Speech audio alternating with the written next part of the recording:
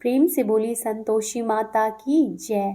प्रिय भक्तगणों, आज शुक्रवार के दिन आप सुनिए संतोषी माता की व्रत कथा।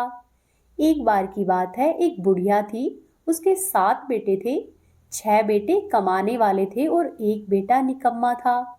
बुढ़िया 6 बेटों की रसोई बनाती, उन्हें भोजन कराती और उनके भोजन से जो भी जूठन बचता, उस बची हुई जूठन से वह 7वें बेटे को भोजन कराती। एक दिन वह अपनी पत्नी से बोला कि देखो, मेरी माँ को मुझ पर कितना प्रेम है। तब वह बोली कि क्यों नहीं, सबका जूठा जो तुम्हें खिलाती है। तब वह बोला कि ऐसा नहीं हो सकता, मैं जब तक अपनी आंखों से नहीं देख लूं मान ही नहीं सकता। तब बहू हंसकर बोली, देख लोगे तब तो मानोगे ना। कुछ दिनों के बाद त्योहार आया और घर में 7 प्रकार के भोजन और चूरमे के लड्डू बने। वह लड़का जांचने के लिए सिर दुखने का बहाना करके पतला सा कपड़ा ओढ़कर रसोई घर में सो गया। वह कपड़े में से सब देखता रहा। 6 भाई भोजन करने आए। उसने देखा कि माँ ने उनके लिए सुंदर सुंदर आसन बिछाए और अनेक प्रकार की रसोई परोसी और आग्रह करके उन्हें जिमाया। वह देखता ही रहा। 6 भोजन करके उठ गए। तब माँ ने उनकी झूठी थालियों में से लड्डुओं के टुकड़े उठाकर एक लड्डू बनाया। जूठन साफ करके बुढ़िया माँ ने उसे पुकारा कि बेटा, 6 भाई भोजन करके चले गए हैं, अब तू ही बाकी है, उठ, तू कब खाएगा। वह कहने लगा कि माँ, मुझे भोजन नहीं करना, अब मैं परदेश जा रहा हूँ। तब माँ ने कहा, कल जाए उसकी जगह आज ही चला जा। वह बोला कि हाँ हाँ, मैं आज ही जा रहा हूँ। ऐसा कहकर वह घर से निकल गया। चलते समय उसे उसकी पत्नी की याद आई। वह गौशाला में कंडे यानी कि उपले थाप रही थी। वह वहां पर गया और कहने लगा कि हम जावे परदेस, आवेंगे कुछ काल में, तुम रहियो संतोष से अपना धर्म पाल के। तब उसकी पत्नी बोली कि जाओ पिया आनंद से, हमारी सोच हटाए, राम भरोसे हम रहे, ईश्वर तुम्हें सहाय। 2 निशानी आपनी देख धरू मैं धीर, सुधी मति हमारी बिसरियो, राखियो मन गंभीर। तब वह लड़का बोला कि मेरे पास तो कुछ भी नहीं है, यह अंगूठी ले लो और अपनी कुछ निशानी मुझे दे दो। तब वह बोली कि मेरे पास क्या है, यह गोबर भरा हुआ हाथ है। ऐसा कहकर उसने उसकी पीठ पर गोबर के हाथ की थाप मार दी। वह चल दिया और चलते चलते दूर देश में जा पहुंचा। वहां पर जाकर उसने एक साहूकार की दुकान देखी। वह उस साहूकार के पास जाकर कहने लगा कि भाई, मुझे नौकरी पर रख लो। साहूकार को जरूरत थी और वह बोला कि ठीक है, तुम यहाँ पर काम कर लो। तब लड़के ने पूछा कि मुझे तनख्वाह क्या दोगे। तब साहूकार ने कहा कि यह तो काम देख कर तय करेंगे, यदि तुम्हारा काम अच्छा हुआ तो तनख्वाह अच्छी मिलेगी। फिर वह लड़का बिना कुछ कहे काम करने लग गया और वह प्रतिदिन ही सुबह 7 बजे से लेकर रात में 10 बजे तक नौकरी करने लगा। कुछ दिनों में ही दुकान का सारा लेन देन, हिसाब किताब और ग्राहकों को माल बेचने का सारा कार्य वह लड़का देखने लगा। साहूकार के 7-8 नौकर थे। वे सब के सब चक्कर खाने लगे कि यह तो बहुत होशियार है। सेठ ने भी उसका काम देखा, उसे बहुत पसंद आया और 3 महीने में ही सेठ ने उस लड़के को आधे मुनाफे का हिस्सेदार बना लिया। कुछ ही वर्षों में वह लड़का नामी सेठ बन गया और उसका मालिक सारा कारोबार उस पर छोड़कर चला गया। इधर उसकी पत्नी को सास और ससुर दुख देने लगे। सारी गृहस्थी का कामकाज उससे कराते और फिर जंगल से लकड़ी लाने के लिए उसे जंगल में भेजते। इसी बीच घर के आटे में से जो भी भूसी निकलती, उसकी रोटी बनाकर उसको खाने के लिए दी जाती और फूटे हुए नारियल की नारेली में पानी पीने को देते। एक दिन वह लकड़ी लेने के लिए जंगल में जा रही थी। रास्ते में उसने देखा कि बहुत सी स्त्रियां व्रत कर रही है। तब वह वहां पर खड़ी होकर व्रत कथा सुनने लगी और उसने उन महिलाओं से पूछा कि बहनों, तुम किस देवी या किस देवता की व्रत और पूजन कर रही हो और इसको करने से क्या फल मिलता है, मुझे यह सब कहो। यदि तुम इस व्रत का विधान मुझे समझा दोगी तो मैं बड़ा एहसान मानूंगी। तब उनमें से एक स्त्री बोली कि बहन सुनो, हम सब संतोषी माता का व्रत कर रही हैं। इसको करने से निर्धनता और दरिद्रता का नाश होता है और जो कुछ मनुष्य की कामना होती है माँ संतोषी सब कुछ पूरी कर देती है। तब उसने उन महिलाओं से व्रत की विधि और इसके महत्व के बारे में पूछा। महिलाओं ने उसे सब कुछ विस्तार पूर्वक बताया।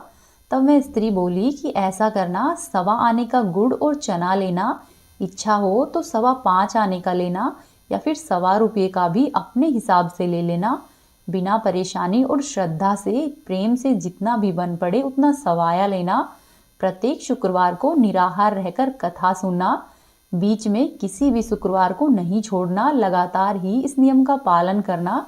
यदि कोई कथा सुनने वाला नहीं मिले तो घी का दीपक जलाकर उसके आगे या फिर जल के पात्र को अपने सामने रखकर कथा कहना।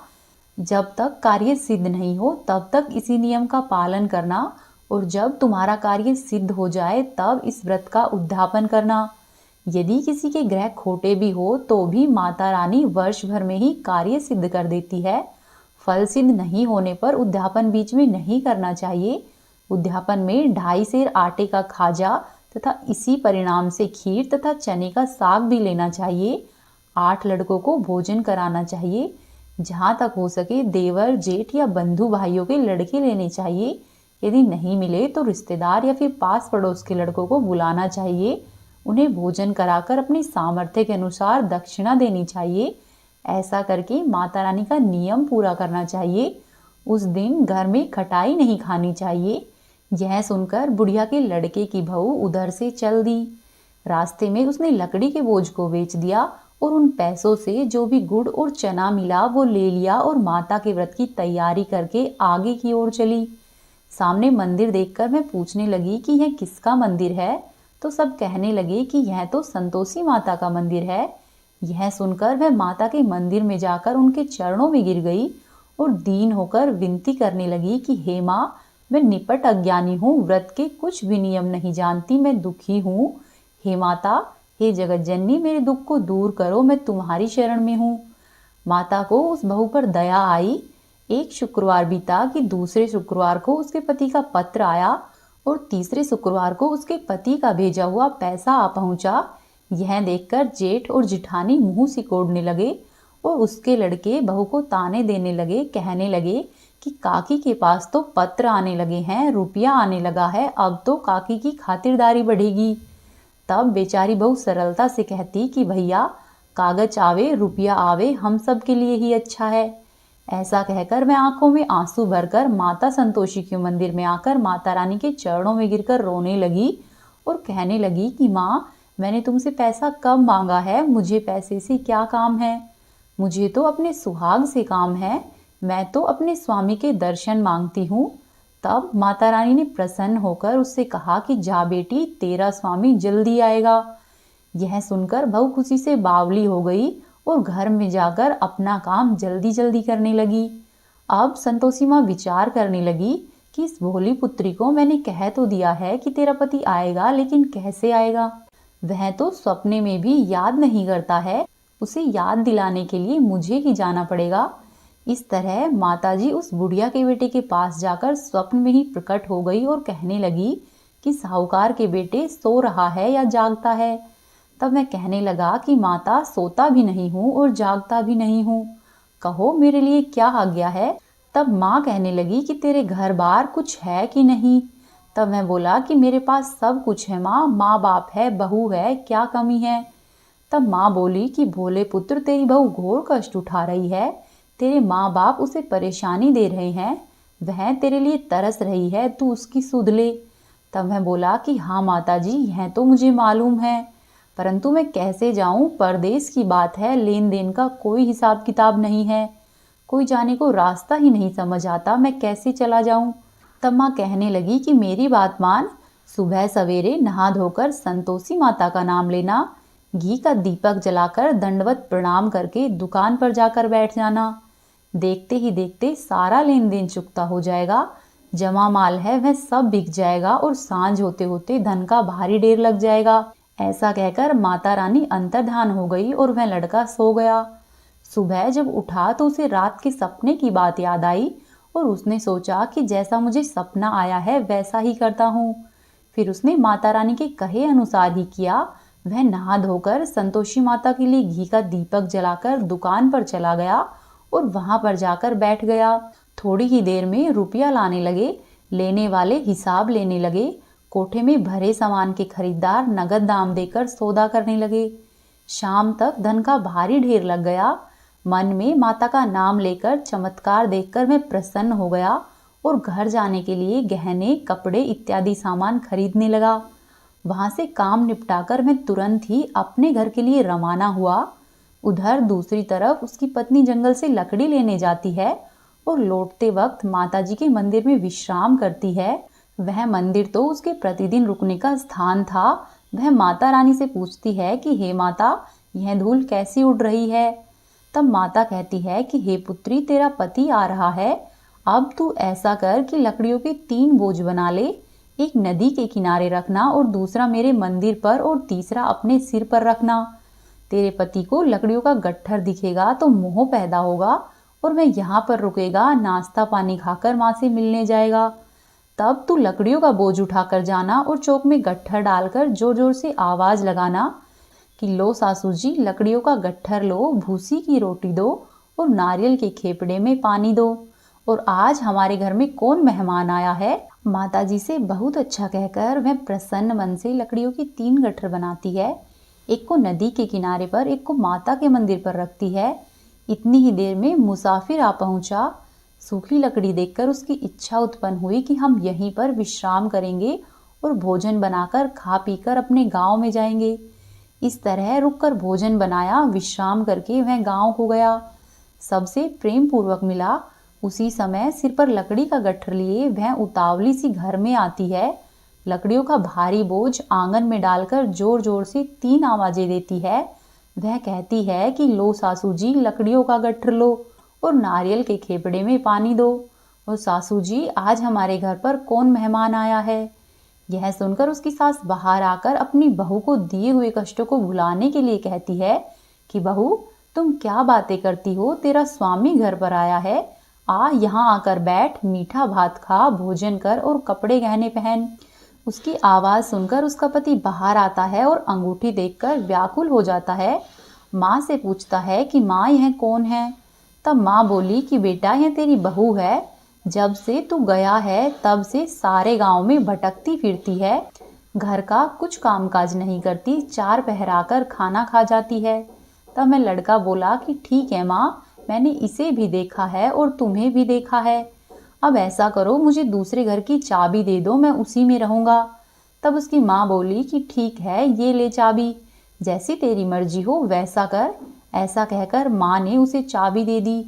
तब मैं लड़का दूसरे मकान की तीसरी मंजिल में रहने गया और वहां पर उसने सारा सामान जमाया। एक दिन में राजा के महल जैसा ठाठ पाठ बन गया। अब तो मैं बहुत सुख भोगने लगी। इतने में ही शुक्रवार आया। उसने अपने पति से कहा कि सुनो, मुझे संतोषी माता के व्रत का उद्यापन करना है। तब उसका पति बोला कि खुशी से कर लो। वह उद्यापन के व्रत की तैयारी करने लगी। वह जिठानी के लड़कों को भोजन के लिए कहने गई। लड़कों ने हामी भर दी, परंतु पीछे से जिठानी ने अपने बच्चों को सिखाया कि देखो, भोजन के समय खटाई जरूर मांगना। ऐसा करने से उसके व्रत का उद्यापन पूरा नहीं होगा। फिर जब लड़के जीमने आए तो उन्होंने भरपेट खाना खाया, परंतु खाना खाने के बाद कहने लगे कि हमें तो खटाई दो, खीर का खाना हमको नहीं भाता है। यह देखकर हमें अरुचि होती है। तब मैं कहने लगी कि भाई, खटाई किसी को नहीं दी जाएगी, यह तो संतोषी माता का प्रसाद है। तब लड़के उठकर खड़े हो गए और बोले कि लाओ, हमें पैसे दो। भोली बहू कुछ जानती नहीं थी, उसने दक्षिणा में पैसे दे दिए। लड़के उसी समय हट करके दुकान पर गए और वहां से इमली की खटाई ली और उसको खाने लगे। यह देखकर बहू पर माताजी का कोप हो गया। राजा के दूत उसके पति को पकड़कर ले गए। जेठ और जेठानी उसको ताने मारने लगे। कहने लगे कि लूट लूट कर धन इकट्ठा करके लाया है, अब सब मालूम पड़ जाएगा जब जेल की हवा खाएगा। बहू से ये सब कुछ सहन नहीं हुआ। वह रोती हुई माताजी के मंदिर में गई और कहने लगी, हे माता, ये तुमने क्या किया। हंसाकर अब अपने भक्तों को रुलाने लगी हो। तब माता रानी बोली कि बेटी, तूने उद्यापन करके मेरे व्रत को भंग किया है। तब मैं कहने लगी कि माता, मैंने अपराध किया है। मैंने तो भूल से लड़कों को पैसे दे दिए थे और उन्होंने उसी वजह से व्रत को तोड़ा है। मुझे क्षमा कर दो, मैं फिर से तुम्हारा उद्यापन करूंगी। तब माँ बोली कि ठीक है पुत्री, अब फिर से ऐसी भूल मत करना। तब वह कहती है कि ठीक है माँ, अब भूल नहीं होगी, अब आप जैसे बताओगी वैसा ही होगा। तब माँ बोली कि जा पुत्री, तेरा पति तुझे रास्ते में आता हुआ मिलेगा। फिर वह मंदिर से निकल गई और रास्ते में उसे उसका पति आता हुआ मिला। तब वह पूछने लगी कि आप कहाँ गए थे? तब उसका पति कहने लगा कि मैंने जो इतना धन कमाया है, राजा ने उसका टैक्स मांगा था, मैं वहीं भरने गया था। तब बहू प्रसन्न होकर बोली कि अच्छा हुआ, अब घर को चलो। कुछ दिनों के बाद फिर से शुक्रवार आया, तब मैं बोली कि मुझे फिर से माता का उद्यापन करना है। तब उसके पति ने कहा कि ठीक है, कर लो। बहू फिर से जेठ के लड़कों को भोजन के लिए कहने गई। जेठानी ने एक दो बातें सुनाई और सब लड़कों को सिखाने लगी कि तुम सब लोग पहले ही खटाई मांग लेना। लड़के भोजन से पहले ही कहने लगे कि हमें खीर नहीं खानी, हमारा जी बिगड़ता है, कुछ खटाई खाने के लिए दे दो। वह बोली कि खटाई किसी को नहीं मिलेगी, आना हो तो आओ, नहीं तो नहीं आओ। सब लड़के वहां से उठकर बिना भोजन किए हुए ही चले गए। तब वह ब्राह्मण के लड़कों को लेकर आई और उन्हें भोजन कराने लगी। यथाशक्ति दक्षिणा की जगह एक एक फल दिया। संतोषी माता प्रसन्न हो गई। माता की कृपा होते ही 9वें मास में उसके चंद्रमा के समान मुख वाला एक सुंदर पुत्र पैदा हुआ। पुत्र को पाकर प्रतिदिन माता जी के मंदिर में जाकर वह दर्शन करने लगी। माता ने सोचा कि यह तो रोज रोज मंदिर आती है, क्यों न ऐसा करूं, आज मैं ही इसके घर को चलूं। ऐसा सोचकर माता ने भयानक रूप बनाया। गुड़ और चने से मुख को सांड लिया, ऊपर सूंड के समान होठ, उस पर से मक्खियां भिन भिन कर रही थी। जैसे ही माता रानी ने देहली पर पैर रखा, उसकी सास जोर जोर से चिल्लाई कि देखो रे, कोई चुड़ैल डाकिनी चली आ रही है, लड़कों इसे भगाओ, नहीं तो यह किसी को खा जाएगी। तब लड़के भगाने लगे और चिल्लाकर खिड़की बंद करने लगे। बहू रोशनदान में से सब कुछ देख रही थी। प्रसन्नता से पागल बनी और चिल्लाने लगी कि आज मेरी माताजी मेरे घर पर आई है। वह बच्चे को दूध पिला रही थी, बच्चे को हटाती है। इतनी ही देर में सास का क्रोध फट पड़ा। वह बोली कि इतनी क्या जल्दी है कि बच्चे को ही पटक दिया। इतने में माँ के प्रताप से लड़के ही लड़के नजर आने लगे। वह बोली कि सासू माँ, मैं जिसका व्रत करती हूँ यह वही संतोषी माता है। सबने माता रानी के चरण पकड़ लिए और विनती करने लगे कि हे माता, हम मूर्ख हैं, अज्ञानी हैं, तुम्हारे व्रत की विधि भी नहीं जानते हैं। व्रत भंग करके हमसे बड़ा अपराध हुआ है। हे माता, आप हमारा अपराध क्षमा करो। इस प्रकार से माता प्रसन्न हुई। हे माता रानी, जैसे आप बहू पर प्रसन्न हुई है और जैसा फल बहू को दिया है, वैसा ही सबको देना। जिसका जो भी मनोरथ हो उसका पूर्ण करना। प्रेम पूर्वक बोली संतोषी माता की जय।